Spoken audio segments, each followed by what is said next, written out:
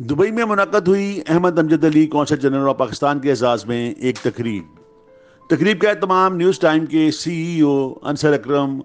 اور متحدہ عرب امارات کے میڈیا پرسن کی جانب سے کیا گیا۔ اس موقع پر پاکستان قونصلیٹ دبئی کے اعلیٰ افسران سمیت امارات کی اہم کاروباری شخصیات اور صحافی برادری کثیر تعداد میں موجود تھیں۔ کمیونٹی ممبران اور صحافی برادری کی جانب سے قونصل جنرل آف پاکستان احمد امجد علی کو اعزازی شیلڈز اور سوینئرز پیش کی گئیں۔ تقریب میں ڈپٹی قونصل جنرل گیان چند، پاسپورٹ کونسلر وہاب شیخ، community welfare attache Syed Musawar Abbas, press counsellor Shazia Siraj, صدر Pakistan Social Centre Sharjah Chaudhry Khalid Hussain, صدر Business Council Dubai Ahmed Shaikhani,